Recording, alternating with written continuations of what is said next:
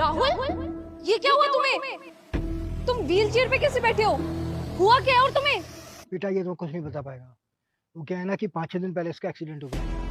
तब से ये ना अपने पैरों पे खड़ा हो सकता है, ना चल फिर सकता है, ना कुछ बोल सकता है। अरे अंकल, आप ये कैसी बात कर रहे हो? 5-6 दिन पहले इसका एक्सीडेंट कैसे हो सकता है? अभी कल ही तो मेरी इससे मैसेजेस में बात हुई है और मैंने इसको बताया भी था कि मैं यहाँ पे आने वाली हूँ उससे मिलने। बिल्कुल सही कह रहे हो बेटा तुम। इसने तुमसे बात तो की होगी, लेकिन वो भी चैटिंग में, क्योंकि ये बोल तो सकता नहीं, सिर्फ टाइप कर सकता है। यानी कि इसके हाथ तो काम कर रहे हैं, इसके अलावा दिमाग भी काम कर रहा है, और बाकी शरीर किसी भी स्थिति में काम करने के काबिल नहीं होते। डॉक्टरों ने कहा है कि शायद पूरी जिंदगी अब ये इसी हाल में रहेगा। या तो कोई ऐसा चमत्कार हो जाए कि ठीक हो जाए, वरना इसके ठीक होने की कोई चांस नहीं है। बेटा अब ये जिंदगी भर तुमसे बात नहीं कर पाएगा, लेकिन इसे क्या चाहिए क्या नहीं, इसकी क्या ज़रूरत है, ये लिख के तुम्हें बता सकता है। तो बेटा तुम्हारी जिम्मेदारी है कि शादी के बाद इसका तुम ख्याल रखो, इसकी ज़रूरतों को समझो, ताकि ये शायद ठीक हो जाए। तो बेटा तुम ही उम्मीद की किरण हो कि तुम इसको संभाल सकती हो। तो मुझे पूरा विश्वास है कि तुम जिंदगी भर इसका साथ दोगी, साथ निभाओगी। क्या बोला अंकल आपने? कि मैं इसको इस हालत में एक्सेप्ट करूं? आपका दिमाग खराब है क्या? मैं इसको इस हालत में कैसे एक्सेप्ट कर सकती हूँ और मैं इससे कैसे शादी कर सकती हूँ? आपका दिमाग खराब है? अगर मैं इससे शादी करूंगी तो मेरी पूरी जिंदगी खराब हो जाएगी। आपको ये नहीं दिख रहा? और मेरी एज ही क्या है?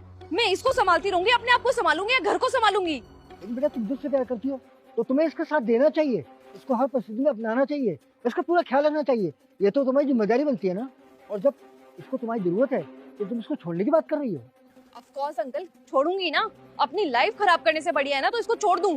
आप तो ये चाह रहे हो कि मैं इसके साथ बन जाऊं।